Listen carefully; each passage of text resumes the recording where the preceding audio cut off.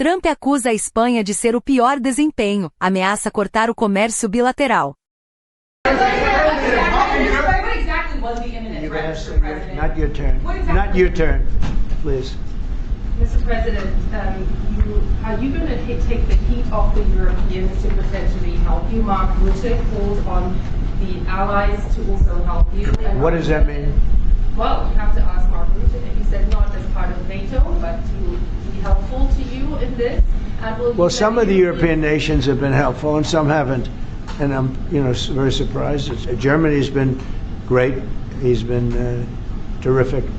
Others have been very good, terrific. I think that the head of NATO, Mark, is fantastic. Okay, Mark Rutte. I think he's fantastic. But some of the European, like Spain, has been terrible. In fact, I told Scott to cut off all dealings with Spain. Spain, first of all, it started when every European nation, at my request, paid 5%, which they should be doing. And everybody was enthusiastic about it, Germany, everybody. And Spain didn't do it. And now Spain actually said that we can't use their bases. And that's all right. We could use their base if we want. We could just fly in and use it. Nobody's going to tell us not to use it. But we don't have to. But they were unfriendly. And so I told him we don't want to. Spain has absolutely nothing that we need other than great people. They have great people. But they don't have great leadership. And as you know, they were the only country that in NATO would not agree to go up to 5%. I don't think they agreed to go up to anything. They wanted to keep it at 2%, and they don't pay the 2%.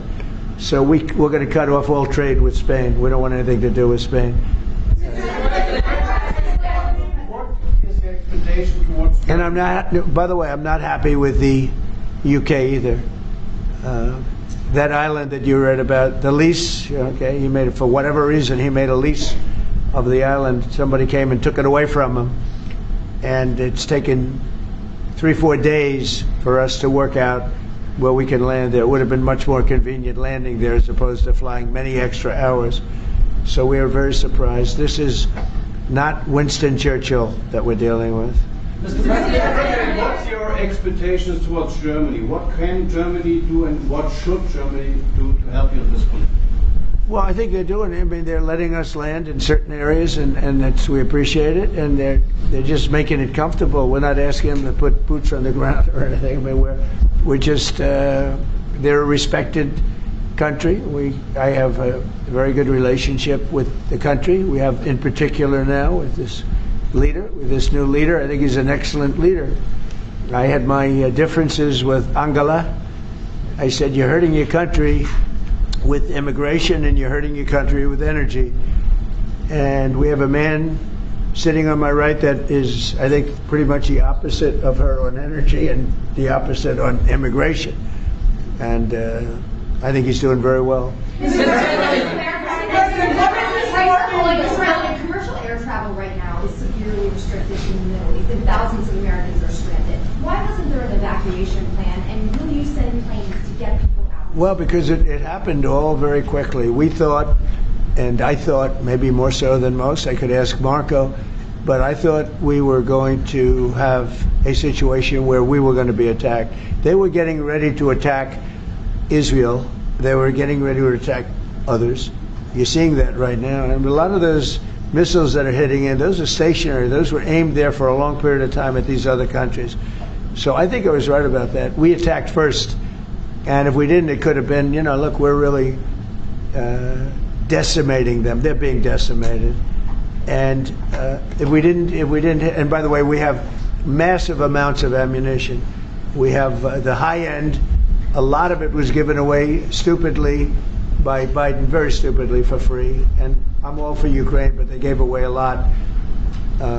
As you know, when I give away ammunition, everybody pays for it. The European Union's paying for it. Then they can do what they want with it, but they are giving it, let's say, to Ukraine, and it's okay. But we gave away a lot of high-end, but we have plenty. But we have unlimited middle and upper ammunition, which is really what we're using in this war. And we have really an unlimited supply. We also have a lot of the very high-end stored in different countries throughout the world. We're literally storing it there, which is actually something that I insisted on in my first term. I rebuilt the military in my first term. The military is great. Unbelievable amount of ammunition, or munitions, as they say, we're given away to. The Wall Street Journal incorrectly covered the story when they said that it was given away to the Middle East. Not to the Middle East, it was given away to Ukraine. Very little was given to the Middle East. The Middle East would buy a lot, and some of the nations, because they're rich, they have a lot, but it was given away to Ukraine. And it just should have been done. Look, it's a war that should have never happened. If I were president, that war would have never happened. But we have a tremendous amount of munitions, ammunition, at the upper level, middle and upper level, all of which is really powerful stuff. Este site pode ajudar você a melhorar sua leitura e compreensão auditiva em inglês. Com inteligência artificial, ele divide as frases em partes menores e fáceis de entender. Na ferramenta de reprodução, você pode ajustar a velocidade, pausar ou voltar para entender cada frase. O site oferece tradução para 20 idiomas, facilitando o aprendizado. É só digitar inglês.com no navegador e experimentar.